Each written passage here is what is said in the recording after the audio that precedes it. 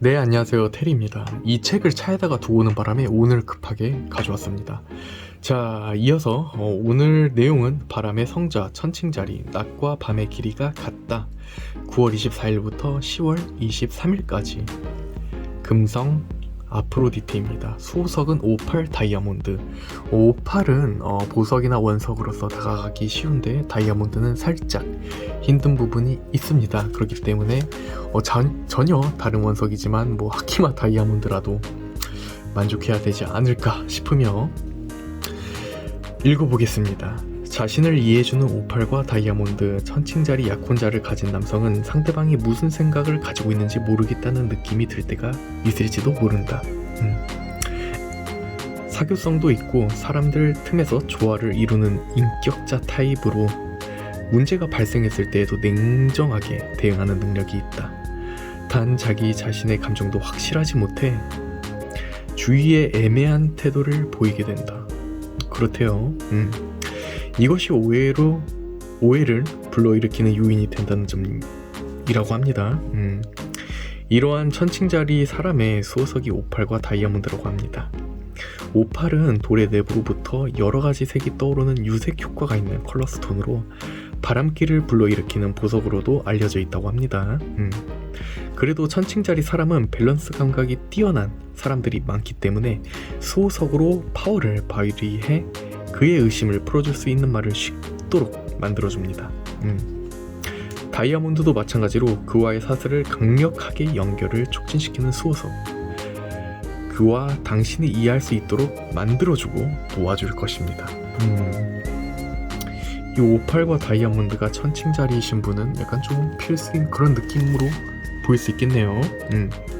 다음 거는 다음에 말씀드릴게요. 자, 일단 대충 책을 한번 펴봤어요. 어떤 내용이 있나 저도 전부 다 보진 않아가지고요.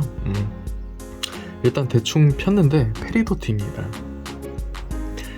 페리도트가 몇 월 탄생석이죠? 8월달이었나요? 여기 있네요. 약간 좀 품질별로 이렇게 이미지를 기재해 놓은 것 같은데 일단 첫 번째를 봤을 때는 내부에 크랙 간 듯한 느낌이 들고 약간 내포물이 있는 듯한 약간 좀 그런 느낌이 있습니다. 두 번째는 1번과는 달리 색감과 투명도는 또렷하지만 내부의 내포물이 동일한 점. 3번 같은 경우에는 이게 잘 보이나요? 3번 같은 경우에는 그래도 크랙과 내포물이 적습니다. 테두리 같은 가운데를 제외하고 나머지는 온전한 보석 형태이며 마지막 같은 경우에는 전체적으로 진한 녹색을 형성하고 있으며 내포물과 크랙도 일체 없고 순수 투명한 보석이라고 말할 수 있는 결정이라고 볼 수 있겠습니다. 여기 적혀져 있는 거 그렇습니다. 황록색에서 라임 그림의 매력은 녹색이면서 저렴한 가격으로 즐길 수 있는 대표적인 보석을 페리도트라고 할 수 있다. 올리브 그린 돌은 주성분인 제일철의 이양곳이다. 그렇다고 하네요. 다음 내용은 토파즈. 어쨌든 오늘은 이게 중요한 게 아니고요. 오늘의 원석은 바로 이 친구입니다. 이 친구 같은 경우에는 여러분도 잘 알고 있는 가든쿼츠 정원 수정이라고 하죠. 이 친구의 매력이라 함은 마치 들판을 보는 것처럼 초원을 보는 것처럼 마치 말이 달릴 듯한 그런 초원 같은 느낌을 가진 원석이라 할 수 있을 것 같습니다.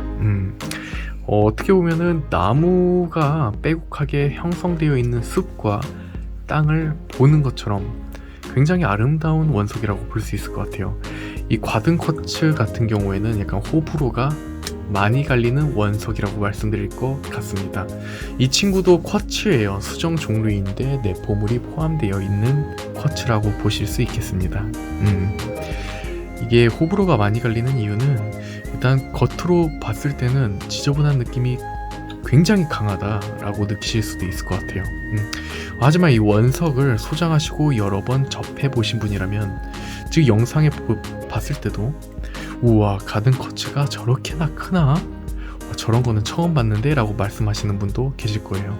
순수 가든쿼츠라고 칭하는 이 부분 있죠. 녹색과 갈색, 이게 빼곡하게 자리 잡아 있으며 저 같은 경우에는 제가 선호하는 타입은 어떤 타입이냐면 아싸리 이렇게 전체적으로 가든 쿼츠 말고 순수 쿼츠, 투명한 이 여백앱이라고 하죠. 이렇게 투명한 쿼츠가 자리 잡은 이 형태를 좋아합니다.